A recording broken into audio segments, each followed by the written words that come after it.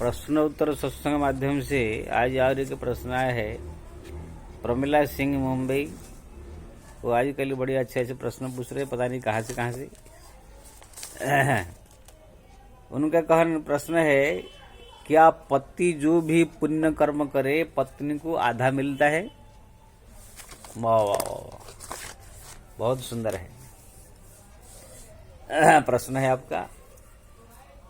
देखिए भाई, पति का आधा अंग होती है पत्नी, अर्धांगिनी कहलाती है, वामांगी अर्धांगिनी। इसीलिए पति जो भी पुण्य दान धर्म पत्नी भी कहा जाता है, दान धर्म पुण्य पूजा पाठ तीर्थ व्रत जो भी करेगा उसका आधा फल जो है पत्नी को सहजता से ही जो है अपने आप उनके अकाउंट में ऐड हो जाएगा।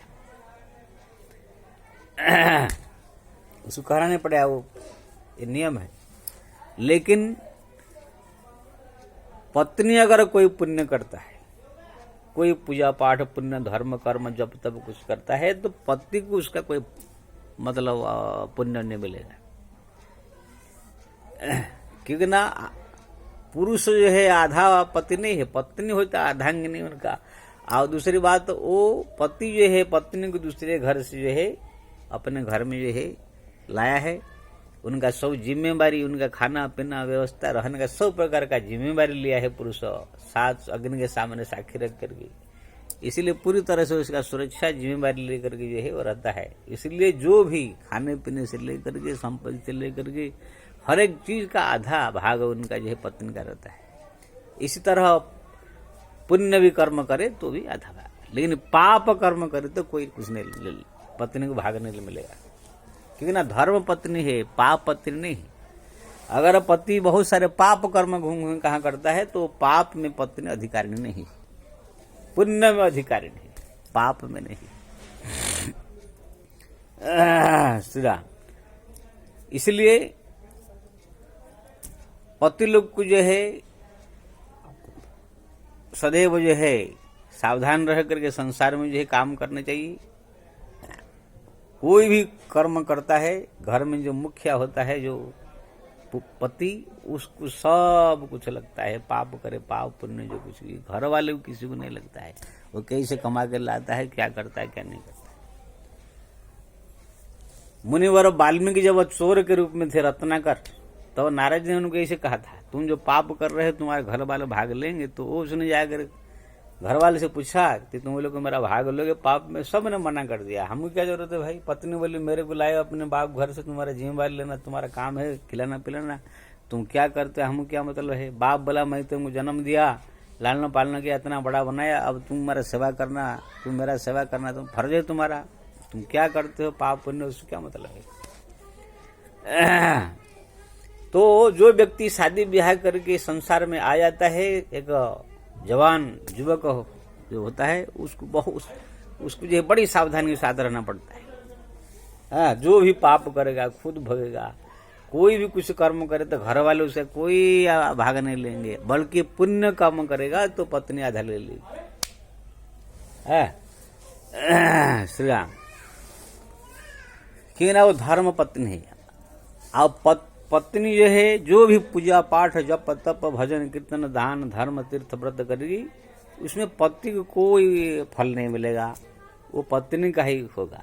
लेकिन पति करेगा तो उसका आधा फल जो पत्नी ले लेगी। भाई कितना, देखिए कितना अच्छा स्त्रियों के लिए, पत्नियों के लिए भगवान ने कितना अच्छा व्यवस्था कर दिया है। श्री राम।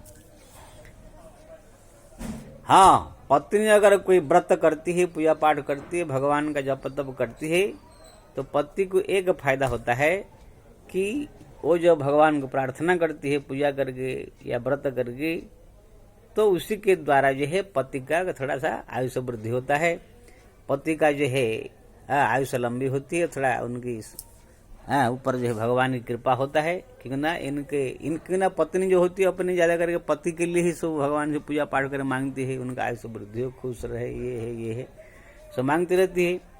इसलिए पूजा पाठ जब तब जो ज्यादा करती है जो महिला है, उनके ऊपर भगवान की कृपा करके जो है उनके पति का भी थोड़ा थोड़ा कल्याण करते हैं।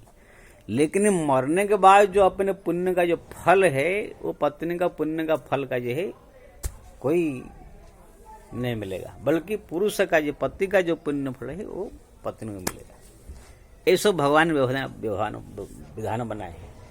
आप देखेंगे पति जो पैसा कमाई करता है, जब जो ही पति के पास 5,000 10,000 20,000 है, तो उसमें आधा जो है अधिकार पत्नी का है खर्च करने का, उनसे ले करके, या वो नहीं रहे तो उनके पेटी से निकाल करके कहीं से भी ले खर्च करने का उसका अधिकार है। लेकिन पत्नी के पास अगर कुछ पैसा कहाँ से आ गया, मायके से लाया या लड़का दिया, कोई भी ऐसे व्यक्ति दिया या कहाँ गिरा मिल गया उसको, पत्नी के पास अगर कोई पैसा है तो उसी पैसा के ऊपर केवल पत्नी का अधिकार, पति का अधिकार नहीं है कि वो अपना मनमान से लेकर खर्च कर दे, कहाँ भी लगा दे।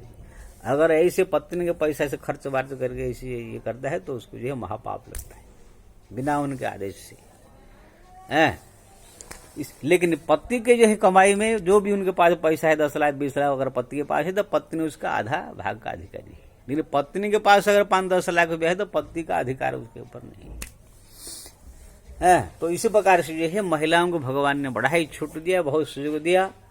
लेकिन जो महिलाएं सब नहीं जान पाते हैं, सोचते हम लोग को औरत बना दिया, हम लोग बंदी में रहते हैं, ये है करके भगवान की गाली देते हैं।